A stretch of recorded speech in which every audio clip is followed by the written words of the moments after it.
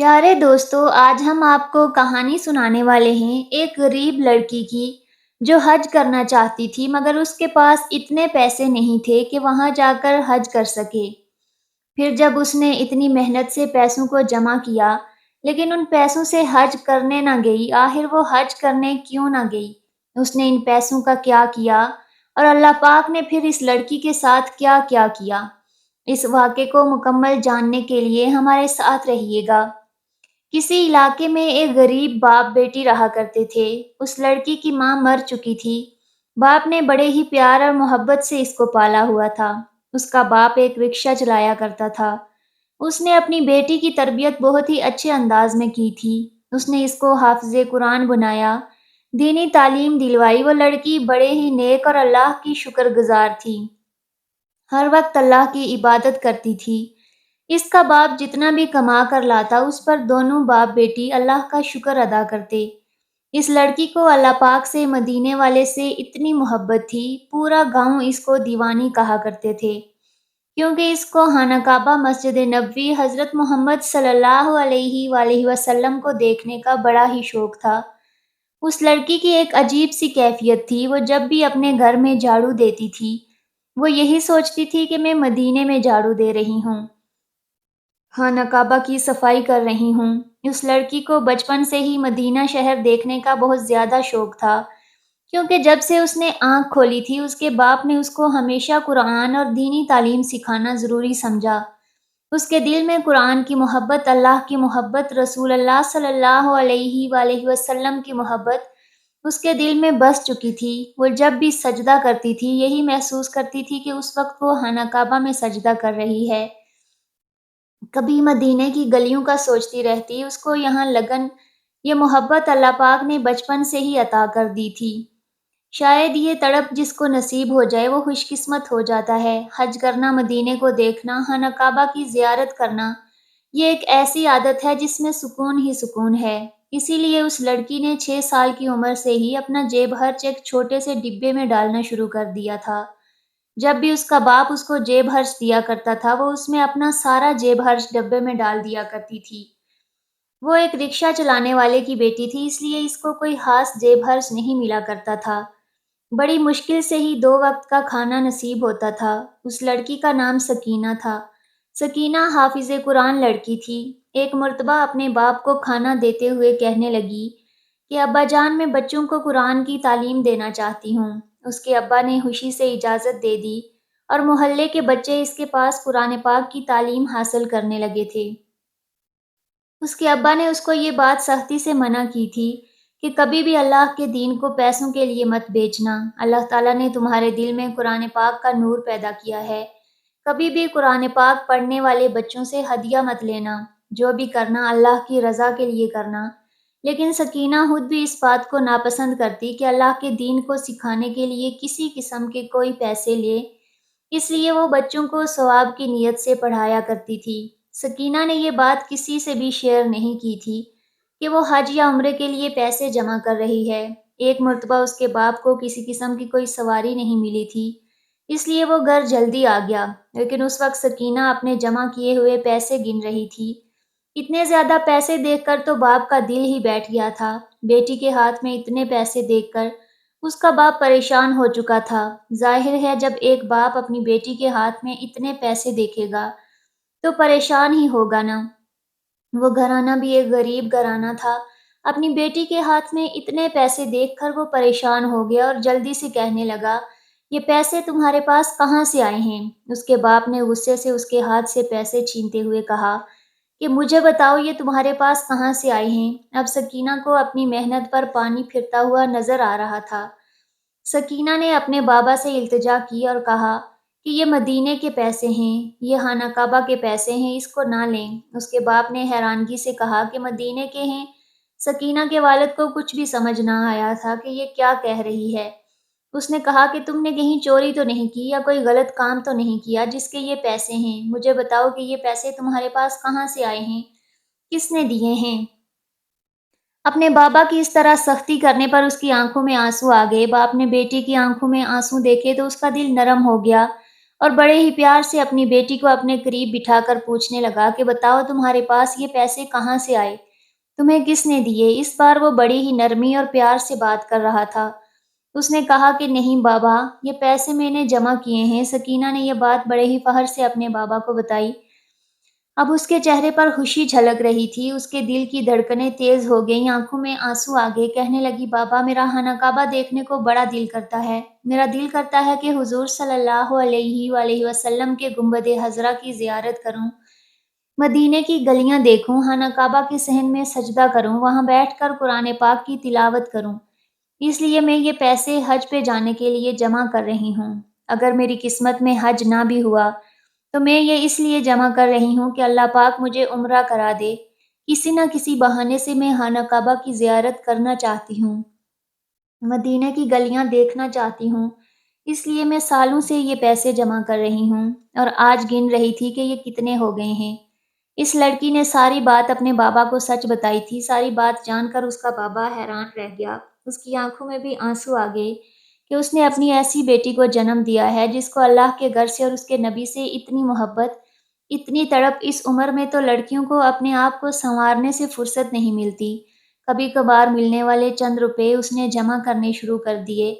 نہ اس کو کھانے کی کوئی لالچ تھی، نہ اس کو پہننے کا کوئی شوق تھا، لیکن آج کل کی لڑکیوں کو تو اتنے شوق ہوتے ہیں، صرف پہننے اور اوڑھنے کا لالچ ہوتا ہے۔ مگر اس عمر میں سکینہ کو مدینے کا لالچ تھا۔ لالچ بہت بری بلا ہے، مگر ایسا لالچ سبھی کو نصیب ہوتا نہیں ہوتا، صرف خوش قسمت انسان ہی کو نصیب ہوتا ہے۔ اس نے اپنی بیٹی کو سینے سے لگایا، اس کو دعا دینے لگا کہ بیٹی اللہ پاک تیرے نصیب میں ہمیشہ کے لیے مدینہ لکھ دے۔ یوں ہی وقت گزر رہا تھا، اس کے ساتھ ساتھ اس کی جمع کیا ہوا رقم بھی بڑھتی رہی، مگر اس کا شوق بھی عمرے کے ساتھ ساتھ بڑھتا جا رہا تھا۔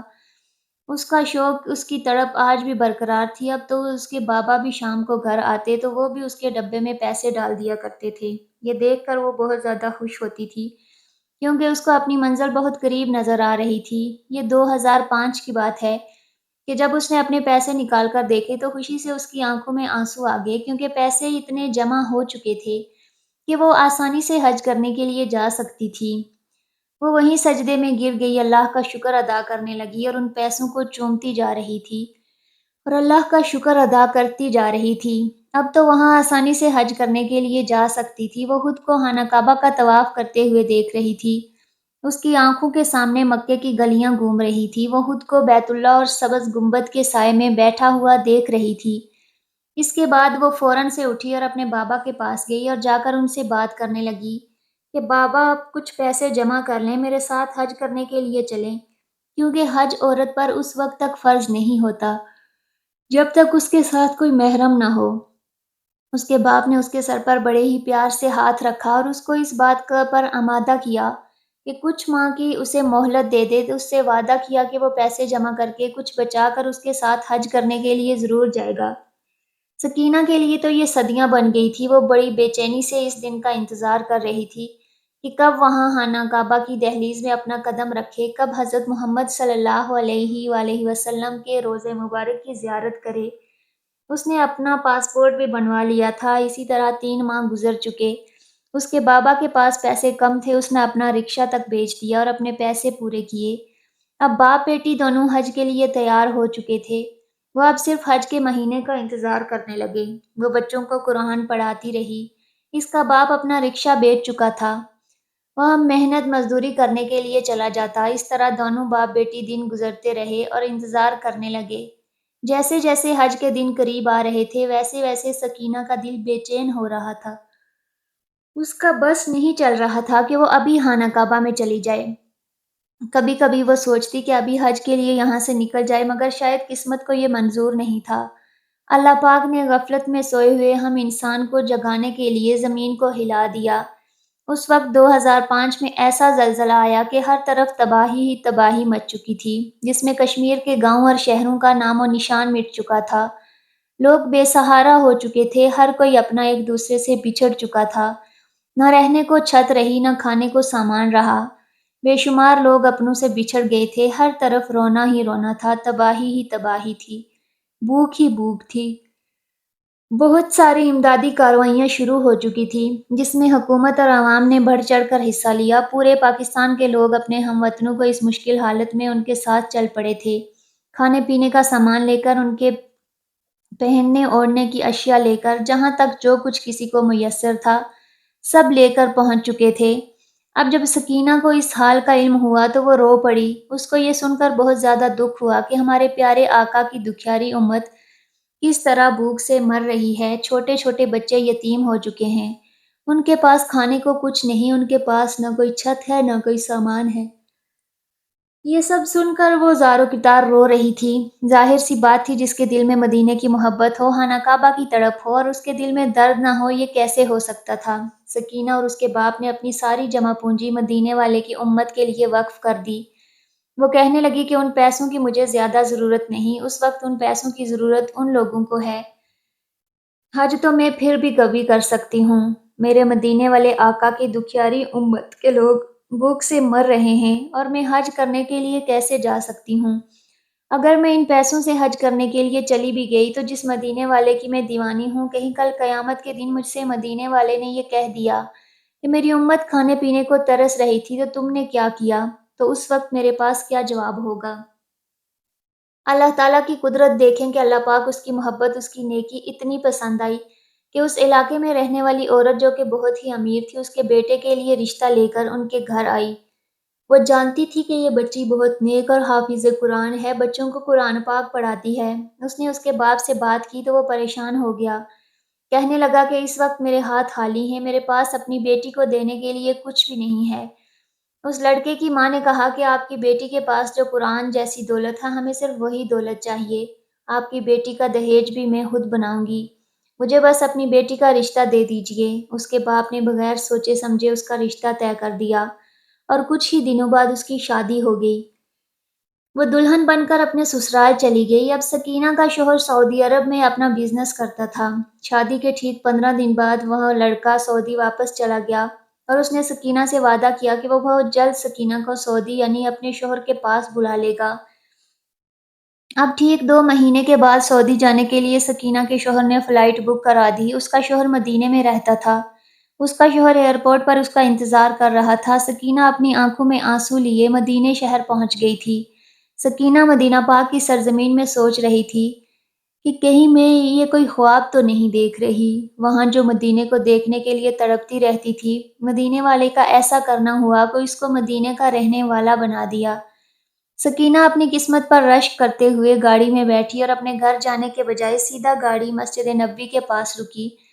اس نے اپنے جوتے گاڑی میں ہی اتار دیے اور اپنے پاؤں زمین پر رکھتے ہوئے مسجد نبوی کے اندر داخل ہو گئی، اور جیسے ہی اس کی نظر روضہ مبارک پر پڑی تو اس کی آنکھوں میں آنسوں کے فوارے جاری ہو گئے تھے۔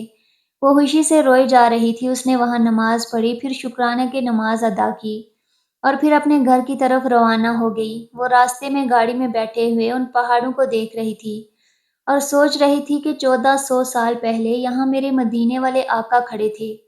وہ بول رہی تھی کہ یہ پہاڑ کتنے خوش نصیب ہیں جنہوں نے میرے نبی صلی اللہ علیہ وآلہ وسلم کو دیکھا ہوا ہے۔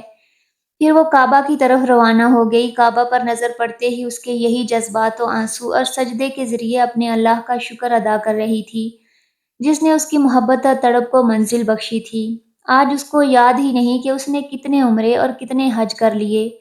اس کا ہر خواب پورا ہو چکا تھا۔ اس کے باپ نے اس کو دعا دی تھی کہ بیٹی، اللہ پاک تیری قسمت میں مدینہ لکھ دے، اور وہ ہم مدینہ کے مکین بن کر رہ گئی۔ بچپن سے جوڑے گئے پیسے مشکل وقت میں امت کو دینے والی کو اللہ پاک کیسے مایوس کر سکتا تھا؟ سبحان اللہ۔ آخر میں اللہ پاک سے یہی دعا ہے کہ اے ہمارے پروردگار، ہم سب کو بھی حج بیت اللہ کی زیارت کی توفیق عطا فرما۔ ہم تیرے سامنے جولی پھیلا رہے ہیں، تو ہماری دعاؤں کو سن رہا ہے، اور تو ہی ہماری دعاؤں کو قبول کرنے والا ہے۔ تو بڑا کریم ہے، ہماری دعاؤں کو قبول فرما۔ میرے مولا، تو رحمان ہے، تو رحیم ہے، تو رزاق ہے، تو خالق ہے، تو مالک ہے۔ ہمارے پروردگار، تمام صفات اور تعریفیں صرف تیرے لیے ہیں۔ میرے مولا، ہم گناہ گار ہیں، ہمارا ہر حال بال گناہوں میں ڈوبا ہوا ہے۔ میرے مالک، ہم شرمندہ ہیں، ہمیں معاف کر دے۔ میرے مولا، تو ہمارے ماں باپ پر، ہمارے بہن بھائیوں پر، ہمارے رشتہ داروں پر، ہمارے دوستوں پر اور جو اس دعا کو سن رہے ہیں یا اللہ پوری امت مسلمہ پر اپنا رحم فرما۔ ساری کائنات کے شہنشاہ، ساری مخلوق کے پالنے والے، زندگی اور موت کا فیصلہ کرنے والے، آسمانوں اور زمین کے مالک، پہاڑوں اور سمندروں کے مالک، عرش کے مالک، فرشتوں کے معبود، ہمارے دل اور جان کے مالک، بیماریوں کو شفا دینے والے، فقیر کو بادشاہ بنانے والے رب، ہمیں بھی حج کرنے کی توفیق عطا فرما۔ ہماری تڑپ کو تو ہی سمجھ سکتا ہے، ہماری محبت کو تو ہی سمجھ سکتا ہے۔ اللہ ہم جانتے ہیں کہ ہم تیرے گناہ گار بندے ہیں، تیرے بدکار بندے ہیں، لیکن میرے اللہ ہم تیری ہی پاکی بیان کرتے ہیں۔ اللہ ہم تمام اپنے گناہوں سے توبہ کرتے ہیں، ہماری توبہ کو قبول فرما، ہمیں اپنے گھر بلا لے۔ یا اللہ ہم نے سنا ہے کہ تو معافی مانگنے والوں کو ضرور معاف کر دیتا ہے، تو ہمیں بھی معاف فرما، ہمارے گناہوں کو بخش کر ہمیں بھی حج کرنے کی توفیق عطا فرما۔ ہمارے پاک پروردگار ہم سب کو پکا سچا مسلمان بنا دے، یا اللہ ہمیں کامل اور پختہ ایمان والا بنا دے۔ اے میرے اللہ دین اسلام کی حفاظت فرما، یا اللہ مسلمانوں کو دین اور دنیا میں عزت عطا فرما۔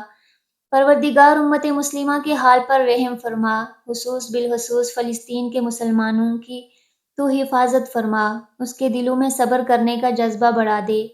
یا اللہ فلسطین کے دشمنوں کا نیست و نابود فرما دے۔ یا اللہ فلسطین کے جو بچے شہید ہو گئے ہیں ان کے ماں باپ کو صبر جمیل عطا فرما۔ اے کائنات کے مالک ہمارے دلوں کو گمراہ ہونے سے بچا لے۔ اللہ ہماری اس دعا کو مسلمانوں کے لیے اور ہمارے اسلام وائس چینل کے ناظرین کے تمام گناہوں کو بخشش کا ذریعہ بنا دے۔ تمام امت مسلمہ کے صغیرہ اور کبیرہ گناہ معاف فرما دے۔ ہمیں دوزخ کے عذاب سے بچا لے میرے مالک، ہمارے والدین، ہمارے خاندان کے تمام مردوں اور عورتوں کو بخش دے۔ آمین یا رب العالمین۔ ویڈیو کو ایک لائک اس لیے کر دیں کہ لائک کرنے سے یوٹیوب اس ویڈیو کو آگے اور مسلمانوں تک بھیجے گا، اور اس سے ہوگا کہ یہ ہماری اس دعا میں اور بھی لوگ شامل ہو سکتے ہیں۔ شکریہ۔